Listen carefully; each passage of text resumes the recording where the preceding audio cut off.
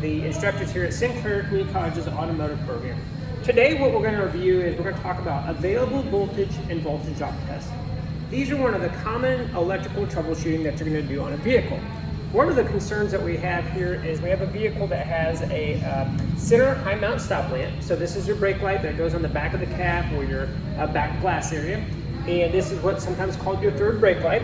And we're going to use this circuit on a vehicle today to show you how to review and how to actually do what they call voltage drop testing and available voltage testing. So we have a very simple circuit, and what we have is we have 12 volts coming from our battery through usually a fuse, down through what they call our brake on off or brake pedal position switch. This switch is closed, meaning it has continuity when the brake pedal is pushed. So when you depress the pedal, the switch closes. Voltage now is available to our light bulbs for our brake light bulb. This would then illuminate, and we have a path to ground somewhere in the harness. So what we want to make sure is that you understand why we do voltage drop, how you do it appropriately, the errors that you can make when doing voltage drop, and then also we're going to show you how to check available voltage. So the first test that we're going to show you how to do today is we're going to show you how to do available voltage. And when doing this, we're going to use our meter. It's going to be set on DC volts. So our black lead is going to be in the common. Our red lead is going to be in the volt ohm pole. And so what we're going to set it up is to the 20 volt DC volt scale. And we're actually going to come here and take our black lead to a known good ground. We're then going to take our red lead, which I'm going to draw now, and we're actually going to go in right, coming into the power side of the load. What we should be looking for is approximately about 11.5 to 12.5 volts. Our typical perfect battery voltage with the key and the on or engine not running position would be about 12.6 volts. So when we check this, when we hit the brake pedal, this should go to about 12.6 volts.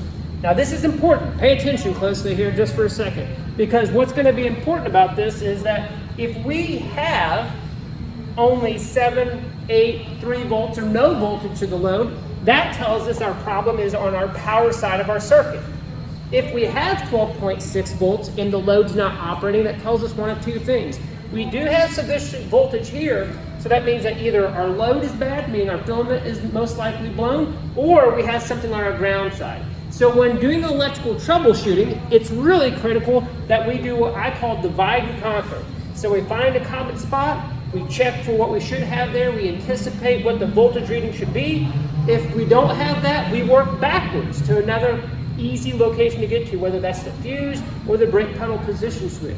If we do have the voltage, then we're going to go down chain of current flow, and we're going to look towards our load or our ground path.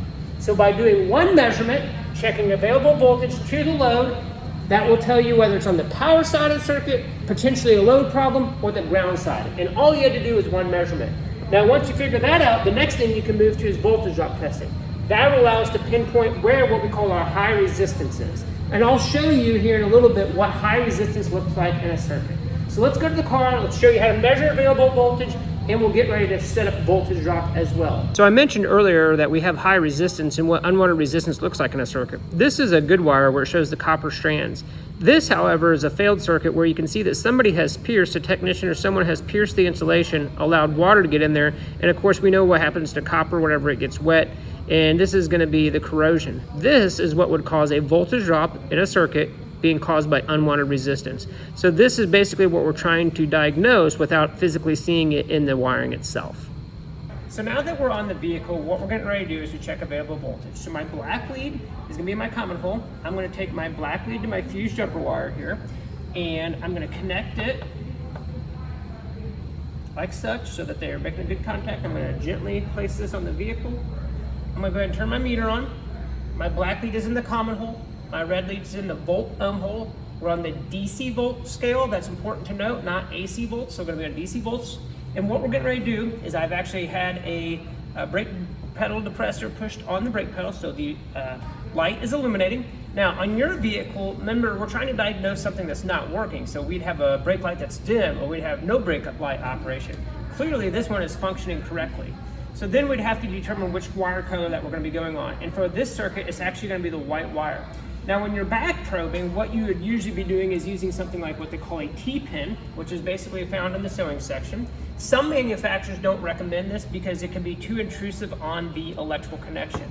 And so what you're doing is you're going on the back side and you're actually touching the terminal by extending it out so you can access this.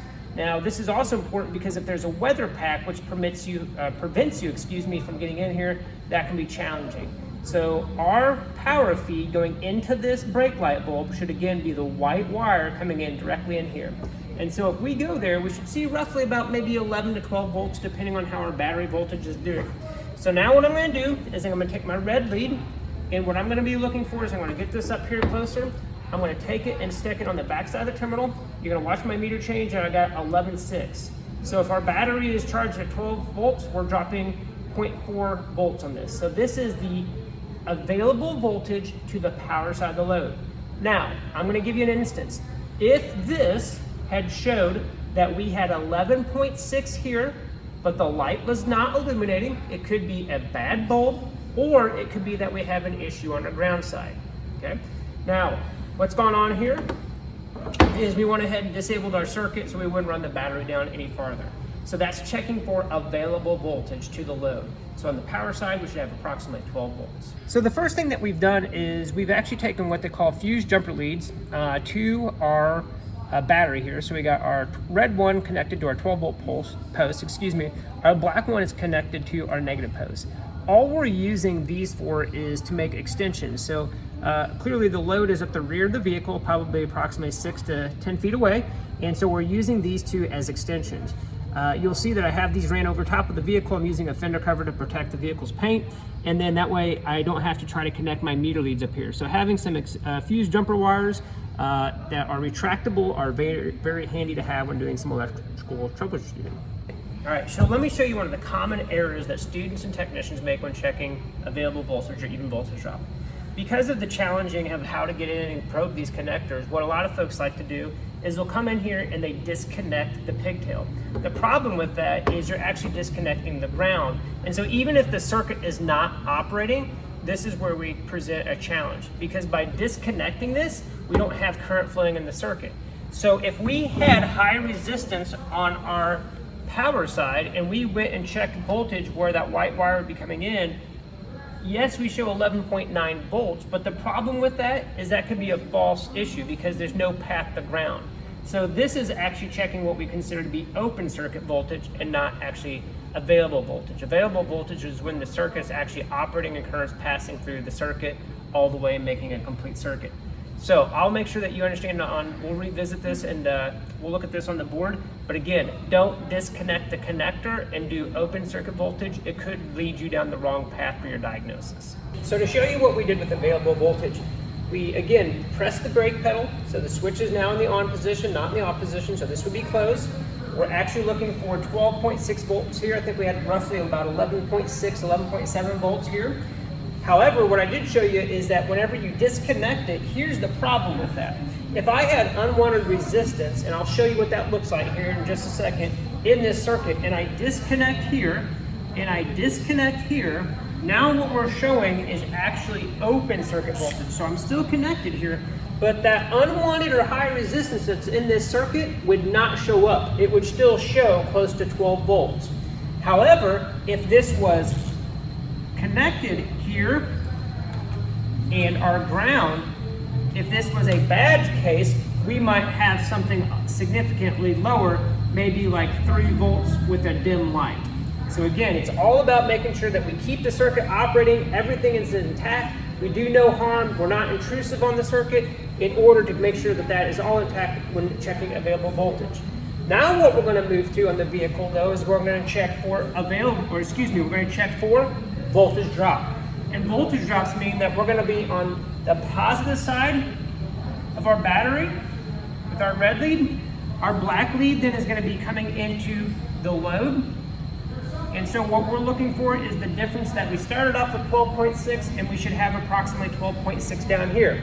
And if we had anything closer, maybe higher than 0.5 volts, that means that there's excessive resistance maybe in our switch, maybe in the circuitry feeding that, maybe an electrical connection like a connector that's not getting a good connection. So now what we're going to do is we're going to do voltage drop. This is going to be of the power side. And then what we're going to do is we're going to do voltage drop of our ground side. So we're going to have our another meter. And we're going to have our black lead going here to the ground. Our red lead's gonna be coming out, and this would be ground side. So power side, ground side voltage drop, and available voltage. So let's go back to the vehicle, check power side voltage drop, check ground side voltage drop, and let's recap. So let me explain. My red lead of my meter is actually connected to the 12-volt positive post of that.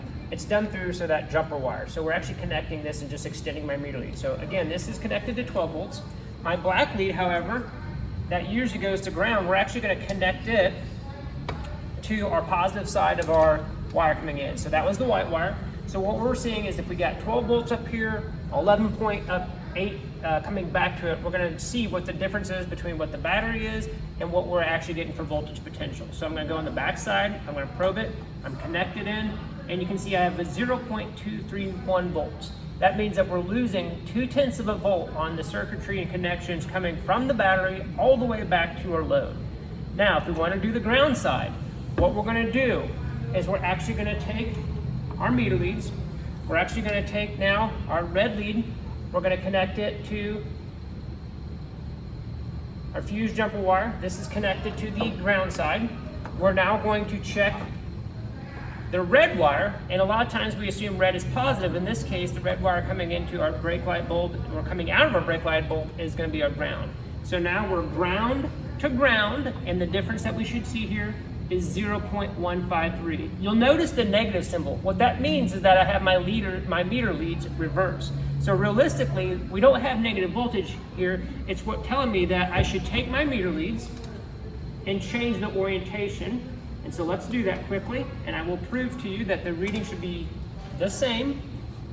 And we'll back probe it again, and you'll notice now that with my meter leads in the correct orientation, that my negative symbol on my meter went away, and it still has the same reading.